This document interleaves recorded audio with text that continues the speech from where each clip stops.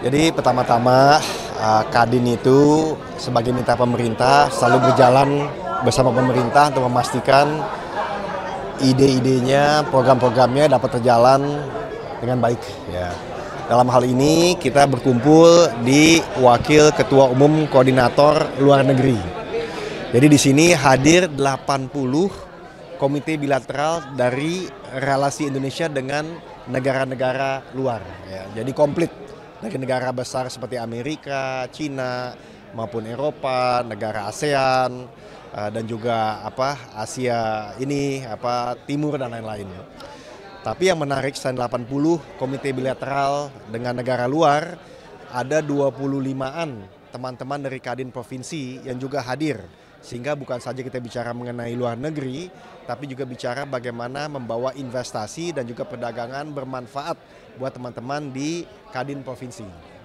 Nah, di sini juga banyak teman-teman dari asosiasi dan himpunan, tapi intinya seperti ini. Indonesia membutuhkan investasi dan perdagangan yang lebih besar lagi, terutama untuk ekspor. Nah, disinilah kita berdiskusi di awal tahun. Ini baru tanggal 10 ya. Nah, kita benar-benar ingin langsung lari kencang.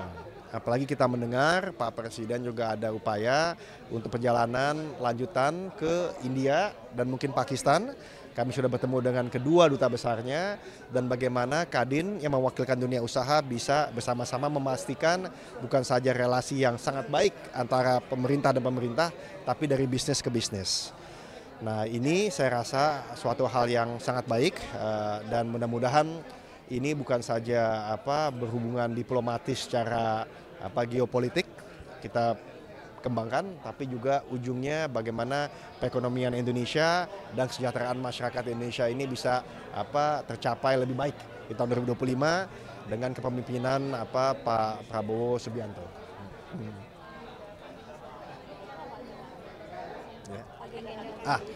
Terima kasih. India. Nah, terima kasih. Untuk di India, rencana tanggal 24 Januari kami akan hadir di sana di New Delhi. Delhi sekarang disebut tanggal 25-26 acaranya, 25 acara business to business.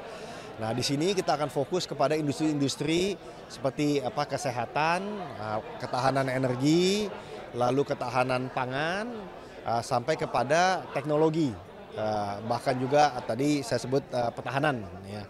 Nah, ini merupakan sesuatu yang menarik karena pada tanggal 26 Pak Presiden hadir sebagai tamu kehormatan di Republic Day daripada India. Nah, ini kami dari teman-teman Kadin bukan saja hadir di sana untuk ada business to business tanggal 25, tapi tanggal 27-28 kami akan melanjutkan dengan lawatan di sekitar Delhi untuk melihat industri-industri dari cow factory, misalnya milk factory, jadi pabrik susu, sampai juga kepada industri kesehatan, rumah sakit, sampai juga kepada industri otomotif. Ya. Nah, belum lagi kami juga akan datang ke Taj Mahal, ya kami bisa melihat turisme di sana. Dan yang menarik bukan saja pengusaha-pengusaha dari Jakarta, pengusaha grup besar, tapi juga teman-teman dari Kadin Provinsi akan hadir di sini untuk menggambarkan bahwa Kadin itu bukan saja untuk pengusaha besar, tapi juga pengusaha-pengusaha daerah untuk bisa terlibat. Termasuk untuk membuka pasar, mendapatkan investasi dari India yang saya rasa secara historis, secara kultural mempunyai sejarah panjang dengan Indonesia.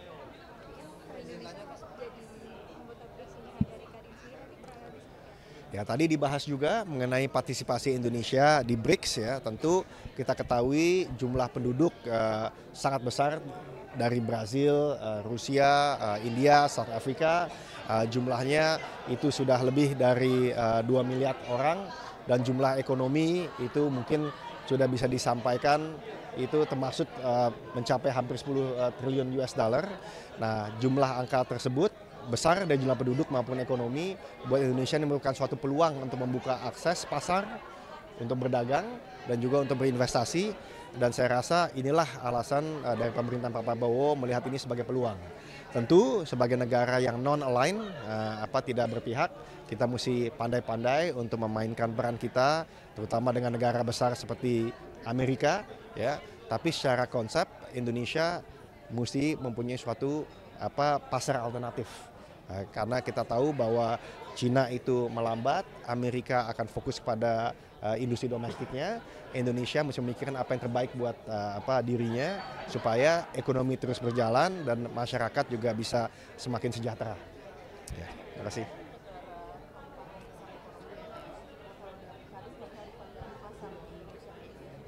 Ya. Jadi India dan Indonesia itu negara yang diprediksikan di dalam waktu 15-20 tahunan, India pertama kali akan menjadi nomor 4 terbesar dan Indonesia nomor 5 terbesar. Nah, sehingga hubungan dengan India sangat penting. Bukan saja dari ekspor kita yang perlu lebih besar lagi, dan sekarang kita surplus tapi masih bisa lebih besar lagi, tapi juga dari sisi investasi. Baik dari India ke Indonesia maupun Indonesia ke India. Nah, tapi yang menarik ialah India ini negara demokrasi yang besar dan sudah terbiasa untuk melihat jumlah populasi yang besar, 1,3 miliar orang. Jadi relevansinya dengan Indonesia ini sangat besar karena tipenya sama, demokratis, banyak sekali penduduknya dan juga mesti disejahterakan semuanya.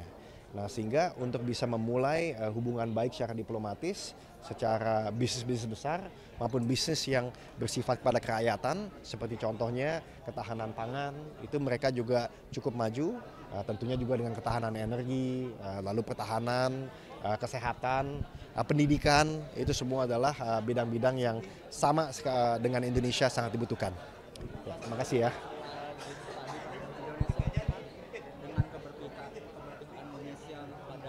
Organisasi negara itu berpengaruh nggak sih Pak untuk perdagangan terutama yang di luar organisasi tadi?